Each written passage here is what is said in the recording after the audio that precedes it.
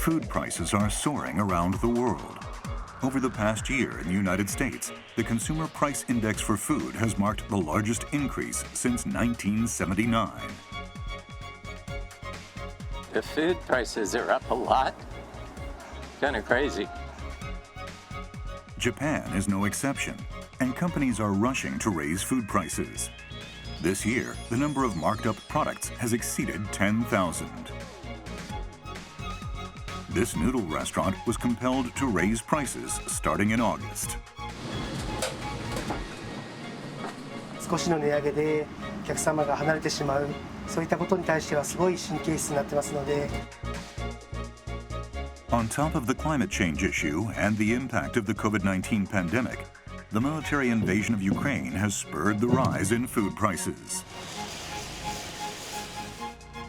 Most severely affected are Middle Eastern and African countries, which rely heavily on the import of wheat from Russia and Ukraine. How can the global community handle this critical situation?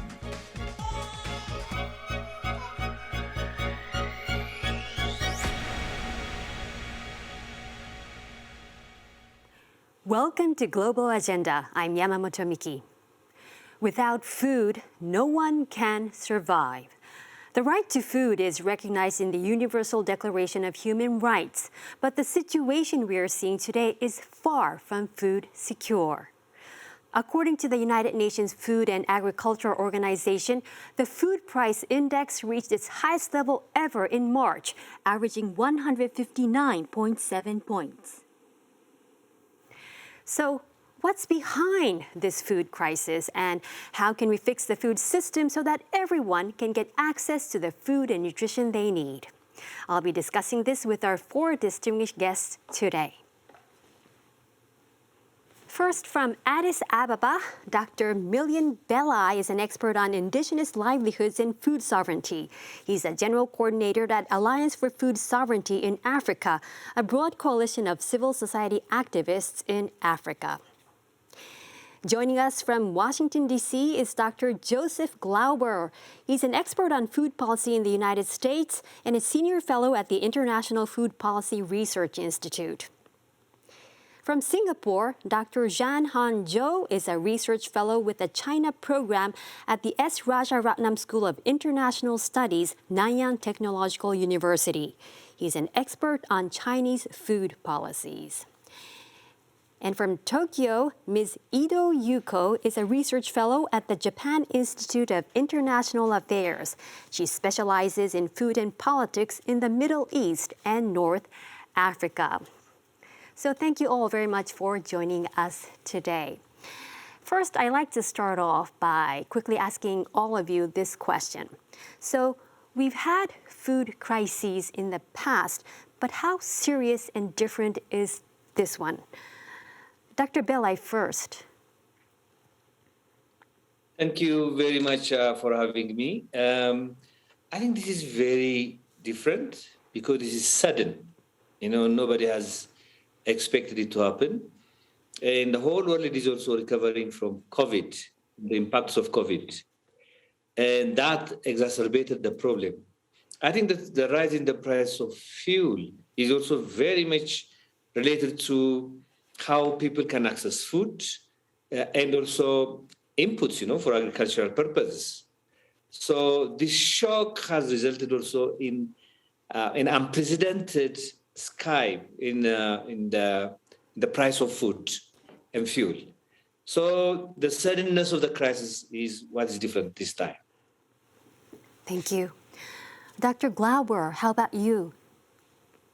Yeah, no, I think one thing is this is the largest, or, the first time in 80 years or so that we've had an armed conflict affecting a global exporting hub, which is the Black Sea region. And to echo the previous comment, it came at a time when markets were already very tight. It was an overnight shock. And unlike 80 years ago, the world is much more dependent on trade. And I think that's been part of the vulnerability here, which has longer run implications. Okay, thank you. And Dr. Han Zhou, what do you have to say to this? I think, at least in terms of the causes to this unprecedented global food crisis, there are several unique factors, right? In addition to the Russian-Ukraine war, which is the largest in Europe since the end of World War II, and then even predated that, you have the U.S.-China trade war, which has major impacts on global food supply as well. And then we have COVID, which affected both the production side as well as the access and affordability side, especially among tourists. And Ms. Ido. Oh, yes. Thank you very much for having me today. I totally agree with the fellow speakers. This is unprecedented. And at the same time, we have actually watched, we have experienced, through our history, food insecurity and hunger and famines. But it is noteworthy that many countries in the Middle East and Africa are actually damaged because these countries are depending on the wheat import, basically from Ukraine and Russia via the Black Sea, especially in the last decades. And I believe the most vulnerable people are refugees and internally displaced people in the region, and I'm very much worried about it. Okay, thank you all for setting the tone for this conversation.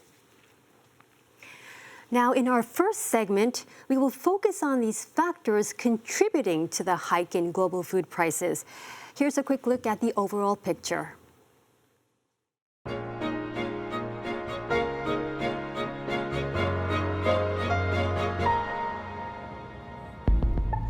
These are the wheat fields of Ukraine, a country dubbed the world's food storehouse. But the military conflict has been damaging the fields and affecting the production of wheat. This farmer in eastern Ukraine says his farmland has been severely damaged.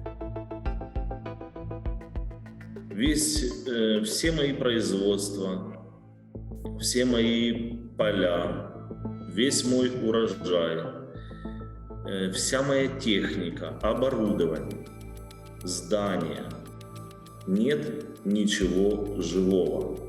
Последние 6 месяцев я потерял все.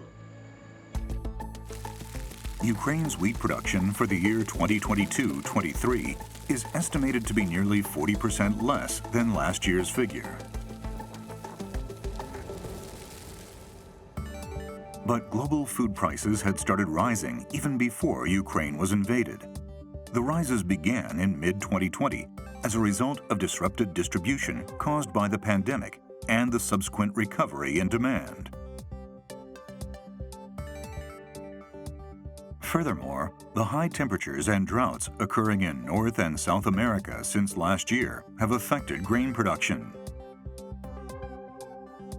Then, Russia's invasion of Ukraine heightened the rise in food prices. Although they have since come down to some extent, they are still high. At a news conference in July, David Beasley, executive director of the UN World Food Programme, expressed a sense of crisis, saying that the situation today is far more serious than food crises in the past. We are in an unprecedented crisis. The latest rise in food prices is severely impacting countries in the Middle East and Africa in particular.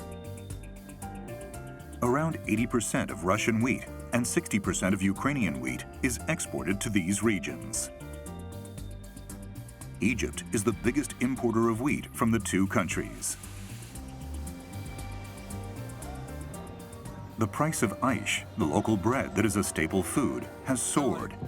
It is now 10 times more expensive than 10 years ago, prompting dissatisfaction to mount.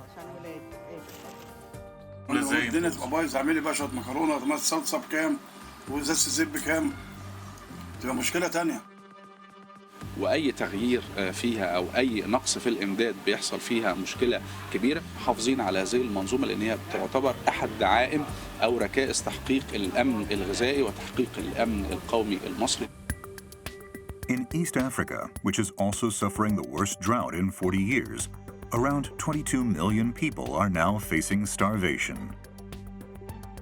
markii bakaar oo dhamaad miskiin oo dhamaad eelay oo dhamaadeen oo aan gaza on lahaan bakaar miskiin jar anoo wal sii waay inta baa go'aansan. Will the impact of soaring food prices continue?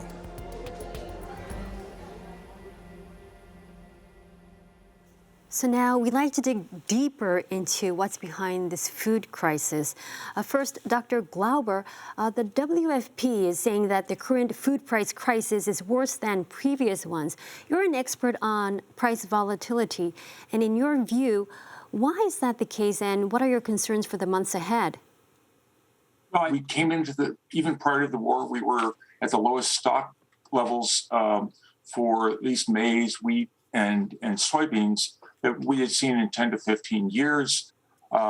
Ukraine and Russia are major suppliers to those markets. And so the war disrupting that has caused prices to increase, not just for those countries that purchase wheat and other commodities from Ukraine, but globally. And so prices were up everywhere. And I think that now, because of the tight stock situation, people are looking at each and every country to see how the crops are progressing. We've seen, again, weather shocks even this year since the invasion that have affected supplies. I think this is going to take a while to get back to normal levels, price levels. I think it's not going to happen overnight, mainly because we still have a war going on that's affecting production in a very key exporting hub.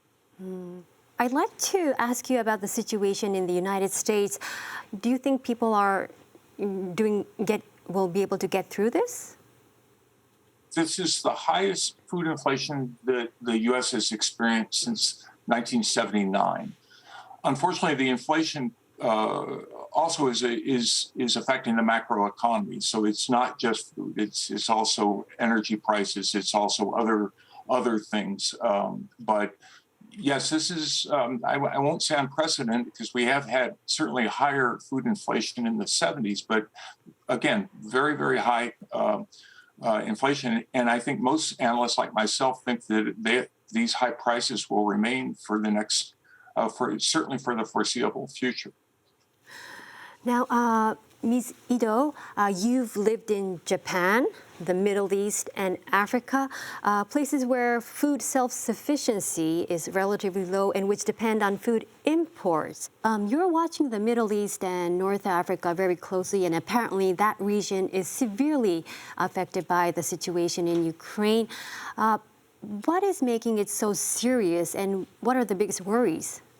This region had already been suffering from conflict and political instability, as the video said.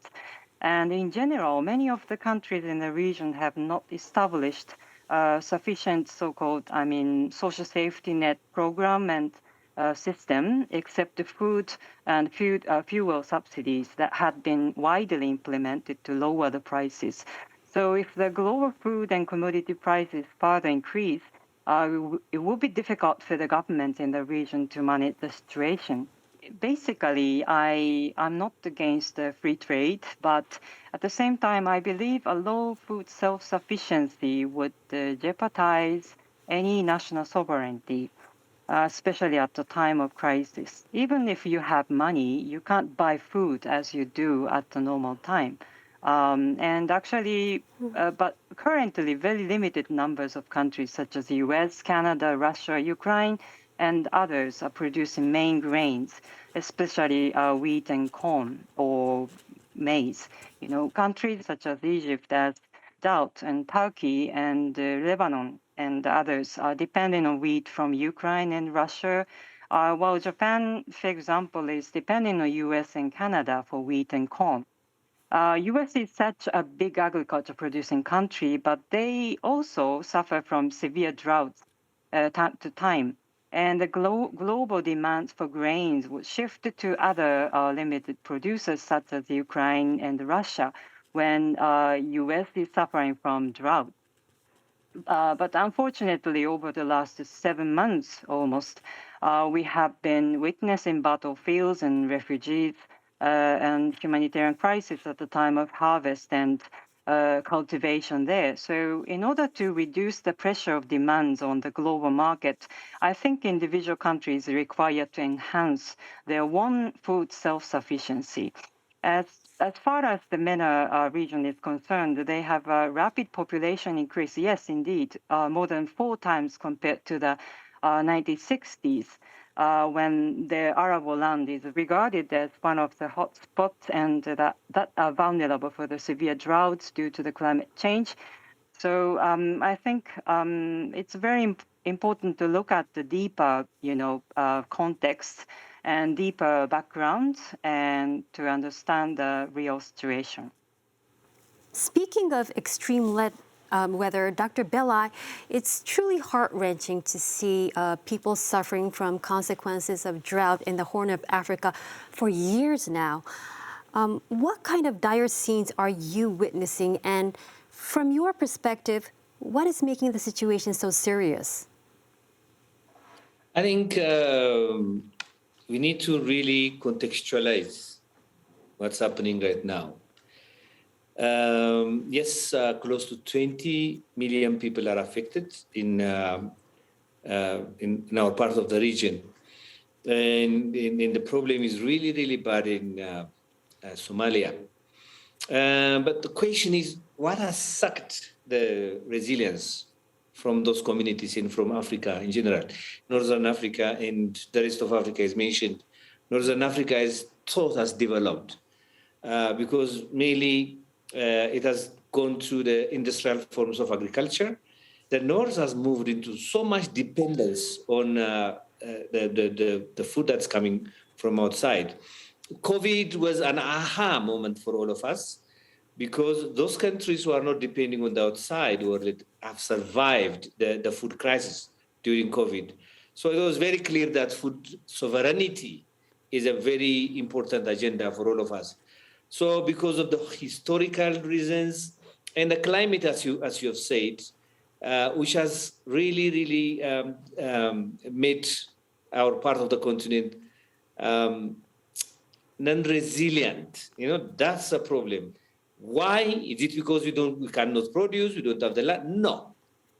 We are made to be like this. The historical reasons, starting from the European maritime intervention, colonialism, and post-independence interventions in quite a number of them. Now, Dr. Han Zhou, China is a country with a huge population and a growing middle class, and some experts worry that China's massive importing and stockpiling of grains are pushing up prices. Why is China taking this food policy, and how do you think that's affecting the global food security? China, with 1.4 billion population, with limited agricultural resource to begin with, especially on per capita terms, there's no way China can be self-sufficient given the rising demand and also shifting diet. So I think they realize that with the domestic resource, they can't produce enough food. That's why China had to import more from the international market. Chinese President Xi Jinping has said several times, if the big famine occurs, the money is useless. And then he also said that you need to have grain in hand so that you will not panic. So given the fact that China has to import more from the international market, but then to deal with the risk, potential volatilities, uncertainties in global supplies, China feels that adequate or large reserve is needed to deal with potential shocks in the global food supply or in domestic food supply. Whenever China goes open up its market to buy certain commodities from the international market, the price goes up. This certainly happens in agriculture sector as well. But as far as the recent, let's say, in terms of causes to the global food crisis is concerned, I think the picture is much more complicated. China's agriculture import has increased a lot, but a big part of the reason is the trade deal between the US and China. So in early 2000, two countries signed a trade deal under which China committed to buy 200 billion additional products from US a large part of it, or big part of it, including agricultural products. And then even in the course of 2 years, the U.S. government has been complaining China didn't buy enough. It hadn't actually fulfilled its commitment. So there has been a lot of pressures on this aspect as well. Okay, thank you very much. Now, our following conversations will focus on response, how to get out of this daunting food crisis. First, let's look at the effects of price hikes on trade and distribution.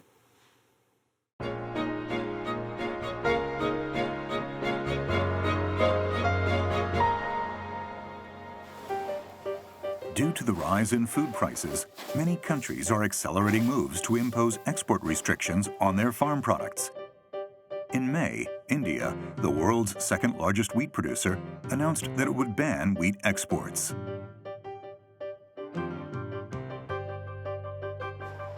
India's aim is to ensure a steady supply to its people as the price of wheat continues to rise. फिर यही है कि कमाना पड़ेगा एक इंसान के घर में एक आदमी के कमाने से नहीं चलता यहाँ पे और हम गरीब हम थोड़ा यही है थोड़ी कटौती करेंगे फिर खाने पीने में कि हाँ जहाँ 10 किलो लाते थे वहाँ 5 किलो लाना पड़ेगा.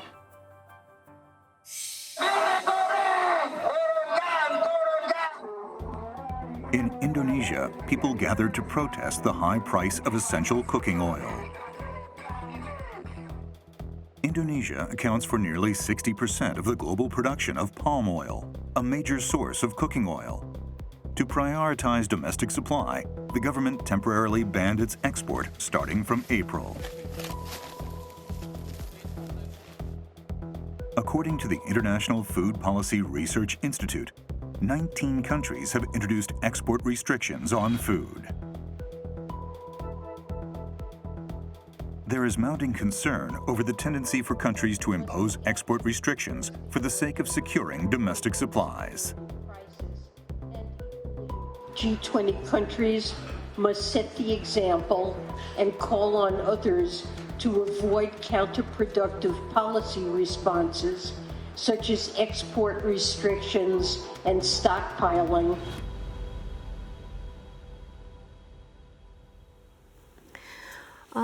Dr. Han Cho, I'd like to start with you. How is China tracking these export restrictions? As far as China's response to the current global food crisis on the export restrictions, volatilities in global trade, I think first and foremost, the country has prioritized domestic production. Over the past few years, you saw Chinese leaderships at multiple occasions stressing the need to boost domestic production. And then, of course, they're also providing all sorts of financial and policy measures to encourage local governments, encourage farmers to produce more. I think this is for one. The other is also is about cleaning up the reserve systems. Just now, we can talk about the China's stockpiling effort. But on the other hand, I think one of the things that has been overlooked is that this is a very inefficient system. So many corruption cases, and then also uncertainties. And there, over the past about 2 years, there were thousands of cases of corruption, and then officials being put in jails from the agriculture or food reserve systems, grain reserve in particular. So I think the Chinese government has taken actions to clear up this reserve system. So, Dr. Han Cho, so what role can China play in the future to promote a more equitable distribution? I think first and foremost, I would say as the biggest agriculture of grain producer and the biggest importer, China, the stability of domestic production is key. We talk about climate change, climate shocks just now. Then what is happening in China is also a very big worrying trend. The country has experienced a heat wave once in 6 decades, and then the drought is still threatening the rice production. I think more effort, of course, is needed to ensure stability in domestic supply. That is for one. I think on the international side, I think more leadership is needed. I guess one of the so-called since China didn't actually do as compared to the previous global food crisis in 2007, 2008, is export ban. I think what happened back then is that China and other exporting countries introduced export restrictions, which contribute to the rising food prices. And this time, I think at least from that perspective, is a positive development. But of course, more is needed to ensure a stable global food system with more transparencies in its agriculture, import, and export policies. Ms. Ito, what's your take on the wave of export restrictions? And in the Middle East and North Africa, what changes are needed to the trade system so that they won't have to suffer the same fate again? Yeah, actually, it is very difficult to deal with, but any national sovereignty is entitled to protect their own people first, especially at the time of food crisis, and they have a right to restrict their food export to some extent. But as far as the MENA region is concerned, actually, yes, that is a critical issue. And these countries in the region used to depend on wheat from U.S. in the past, especially 1950s and 60s under the Cold War. Wheat aid was a very important diplomatic tool for the U.S. in the region. Since then, many MENA countries have tried to diversify their grain import partners from U.S. to European countries first, and then Russia and Ukraine. Since 2010 or so, these two countries, Russia and Ukraine, have dominated the local grain market in the MENA region as their wheat prices are very competitive. Then this war started and the closure of the Black Sea hit this region most. And well, they are trying to diversify. I think diversification is a key word for here, But then their grain import partners such as India and Kazakhstan and so forth are, coming up. Okay. Dr. Glauber, how about you? Your work has revolved around trade. Are you concerned about these trade restrictions? Well, I think trade is even more important during times of crisis like this because you have to find alternative suppliers. And I think the system actually has been remarkably resilient. If you look at Egypt, I think Egypt's done a very good job of finding alternative suppliers. They've bought from India, they've bought from Kazakhstan, they've bought from Australia, other suppliers. Export restrictions are particularly pernicious. I understand from a sovereign point of view that you might want to keep prices low for consumers in that country, but unfortunately, what that does is export that volatility to the rest of the world. And unfortunately, that can be very contagious. As Dr. Zhang mentioned with 2007-8, what we saw was a lot of countries put on bans on rice exports, and the price of rice skyrocketed. And unfortunately, that hurts the poorest consumers around the world, but it also hurts producers within those countries, because they aren't able to sell at prices they normally would. And Argentina is a wonderful case where Argentina for years put on export restrictions on wheat. And what happened? Producers stopped growing wheat. Wheat production declined precipitously during the late 2000s and early 2010, 12, 13. They've since come back. They've taken off those restrictions, and they are again supplying the world. But I think that export restrictions in particular, some progress has been made at the WTO, at least exempting export restrictions from affecting the World Food Program and other humanitarian aid. But I think more needs to be done because, again, like it or not, the world is becoming much more reliant on trade, and that doesn't work if you have ability of countries just to stop trade arbitrarily through export restrictions. Okay, I see. Dr. Belli, you're an advocate of food sovereignty for Africa. From your perspective, what are the problems with the food supply chain that goes from farmers to consumers, and what needs to be done? The rules and regulations that are existing now favor actually those who are rich and powerful. In terms of the food system, you know that the trading grains, trading fertilizers, and the other inputs are controlled by few companies. And this consolidation of power is increasing. Unless we address that power relationship, the power asymmetry, I think it's very difficult to talk about international trade. And in this context, we should talk about food sovereignty. And I think the biggest challenge that we have with our farmers is that whatever they produce, I think it is under the whim of speculators who are between what they produce and between consumers, you know. So the speculators are the problem. I have an example of coffee. Coffee, one time I think I remember, the price of coffee in Ethiopia was 0.something pence, you know, 1 birr that time. And I went to the US in New York for a meeting, for an international meeting, and I went to one of the Starbucks. And the price of in one pound Starbucks was about $9, $9. I was shocked, you know. Our farmers, where this actually coffee is coming from, are getting much less. So there is imbalance, you know, there is this imbalance. There's a number of countries which are not selling grains, you know, food, even if they have it. So it's very, very, very clear now that food sovereignty is very much important.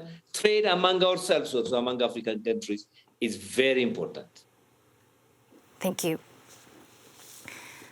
Next, let's explore the future of food production, ways to make it more stable and sustainable. Before our discussion, here's a look at some challenges that have emerged during the current crisis.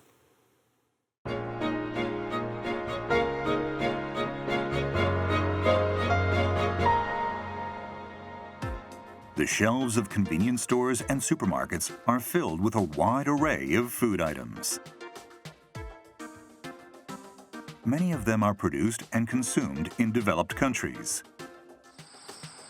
This kind of rich and varied diet is the result of mass-produced crops using chemical fertilizers and agricultural chemicals. Today, this situation is also facing a crisis. Brazil is the world's top producer of soybeans. Their production is sustained by chemical fertilizers, for which the country depends on imports. About 40% of the world's supply of potassium, a raw material of chemical fertilizers, comes from Russia and Belarus. Due to the Russian military invasion, the supply from the two nations fell sharply. The soaring price has hit the Brazilian farmers directly. Pode ser que o fertilizante ele fique mais caro ainda do que já está hoje, né? Agora a preocupação é o ano que vem. He says prices had doubled by May compared to last year. David Beasley, the WFP executive director, says that next year's food production will be affected if this continues. This year, 2022, it's a food pricing problem. Next year, because of droughts and fertilizer crisis, we could have a food availability problem on top of a food pricing problem. What action should be taken to deal with these issues in the future?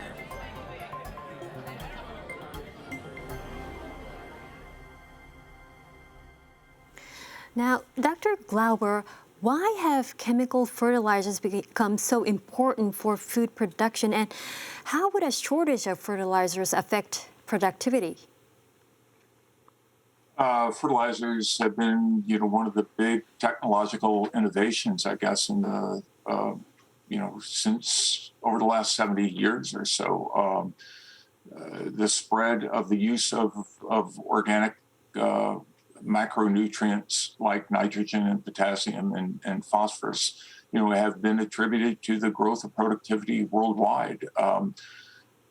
Unfortunately, unlike agricultural products, a lot of fertilizer components are very specific. They're grown in particular, or they're mined in particular countries. Some, they're not evenly distributed. A lot of it's tied, in terms of nitrogen, tied to natural gas. And so when you have high energy prices for a variety of reasons, not just demand for fertilizer, but for energy, that also affects nitrogen-based fertilizers. And what we're seeing, again, even prior to the war, very, very high fertilizer prices in the world. And that hurts the margins for farmers. Farmers either will choose crops that are less or fertilizer intensive, or they will use less fertilizer. And both of those can have serious implications for production. We've talked a lot about high prices. One crop that has remained, the prices have been far more moderate, have been rice. Rice prices, we've had ample supplies in the world. We've had very relatively low prices for rice relative to the other grains over the last 6 months. But here they are, again, rice is very nitrogen intensive. It's very phosphorus and potassium intensive.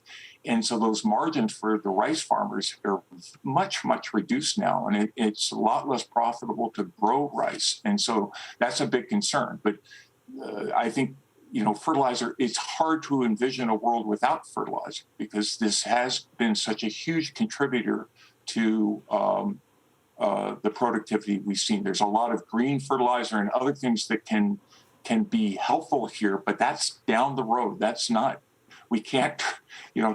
something you can turn to tomorrow. I think fertilizers are very, very important for the world productivity. I think I'd like to talk a few words about fertilizer. This is a very important serious issue in the context of China. Over the decades, China has tried so hard to boost domestic production, but it was achieved through intensive farming, overuse of fertilizer and pesticides, which of course created a lot of problems for the sustainability, for the long-term competitiveness of the country's agriculture sector. I think this is a big risk, not only for China, but for the world as well. As I think this is something, and of course, on the other hand, China is trying to reduce the fertilizer consumption because much of the fertilizer applications has been ineffective. The use efficiency was very low. They are trying to teach the farmers to increase these and also new technologies. I think on the other on one of the technologies, they're trying to promote GMOs, which can said to be can increase yield while reducing consumption. But of course, there's a lot of controversies on this. Dr. Belli, I'm sure you have lots to say about this because you're a strong advocate for agroecology. Why do you think that approach, agroecology, is important for Africa? I think it ticks so many questions that we are asking. That's it. I agree with Dr. Glover that stopping the use of fertilizer right now will be a disaster. But fertilizers are high in global greenhouse gases. And their production also requires a lot of oil. So in the climate crisis that we are in, there are no solution. But agroecology takes one, increasing productivity. It takes in the nutrition because what you grow is diverse food. It takes health. It takes also production without impacting the environment. You have to actually contribute to the degradation of the environment, so it increases biodiversity. It takes also a question of cultural appropriateness of food. There's plenty of culturally appropriate food in Africa, so that's very, very much critical for us. It's based on cutting-edge science on biochemistry, microbiology, human-related sciences, And also the knowledge of farmers, which is accumulated thousands of years ago. It uses both forms of knowledge. We have data, the pile of data, and also scientific discoveries around agroecology is continuing. So that's why we are saying that it's a future of agriculture for Africa. When you say cultural crops, are you talking about indigenous, traditional crops that Africa had been planting for years, for many centuries? We have more than 100 varieties of wheat, more than 60 varieties of barley in Ethiopia. If you go to Uganda, the banana species there is more than 20, In this time of crisis, global crisis, which is exacerbated by the climate, you need resilience. Resilience means diversity. If 2, 3, 4, 5 of your crops are dying, then there are other crops to revert to. So that's very, very much important. We build resilience into our system in the time of crisis. Dr. Glauber, what can you say about this balance of chemical fertilizers and green fertilizers? Yeah, I would just echo what Dr. Belay was saying, that I think that green fertilizers is certainly a technology that really needs to be furthered and adopted. I think that it makes a lot of sense. I think, Dr. Hangzhou's point about inefficient fertilizer use, I mean, that's certainly true in the U.S. It's certainly true in the European Union that farmers tend to apply fertilizers, and that needs to be done in a far, far more efficient way, to get the productivity gains, but not be wasteful in one sense. But I think that again, a lot can be done with augmenting it with green fertilizers. So I think the two are compatible. Again, I think everyone is in agreement here that this isn't something that you just turn on a light switch and you make a change. It will have to happen over time. But as was mentioned with previous speakers, there are greenhouse gas implications. There's all sorts of things that I think a lot of progress needs to be made here, and the transition needs to be made towards more sustainable farming practices. I see. And Ms. Ito, you've been saying that countries that depend on food imports need to become more self-sufficient. By that, what kind of crops are you talking about? Well, as our colleague from Addis Ababa mentioned, there are so many traditionally grained millet grains, or there are so many species, so many plants and grains, and we can actually invest more, the possibility to find out, the best, crops, for our future. But I think, again, the diversification here is the key word for food security and food sovereignty for the long term. Yes, I agree. We cannot stop utilizing the chemical fertilizer, and we need to invest more, on the green fertilizers and organic fertilizers that is suitable for our time of climate change. But again, the diversification is going to be our key word. In the past decades, we have too much concentrated on several limited numbers of grain, especially wheat, corn, and rice. But there are, there are many traditional grains, people say forgotten millet grains, that have been locally cultivated and eaten as a local food culture in many parts of the world. For example, sorghum, as one of the examples. Sorghum was originated from Sudan, eastern part of Africa, and spread across the Eurasian continent up to East Asia. Korean, you say, in China, and Morokoshi in Japan. And sorghum is a nutritious millet grain, still now eaten in Sudan, and before used to be eaten in Upper Egypt as well. But it is used to as feed for livestock in other parts of Africa now. Interestingly, in recent years, sorghum is revalued as a gluten-free grain and newly packaged for organic food markets in U.S. and some European countries. So I think it is the right time for all of us to diversify what we eat and revalue what we have.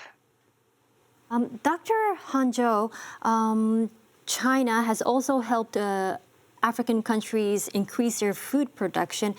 How important have these initiatives been for both sides? And if from a global perspective, what challenges are there going forward? China has been playing a very important role in providing all sorts of assistance to Africa in terms of agricultural production, in terms of technology transfer. This, at least from the Chinese perspective, it benefits both sides. Because after China has become the biggest importer, there has so much international pressure on the China demand, on the China import, on global food price, on the food price, right? Like what happened in 2007, 2008, and like what happened right now. Whenever there was a rising food price, people will point to China and say, yeah, you guys are importing more, and that's why the African people are suffering. I think from this perspective, in China's view, or the policymakers' view, if China can help the African countries to grow more food so that less people will suffer, and then when things happen, there will be less pressure on China. And also from an economic perspective, because African countries are also importing more from the international market, as China became the biggest importer. If China's technology, China's assistance can help with local production, local self-sufficiency, African countries will import less from the international market, which means less competition for China in buying food from exporters.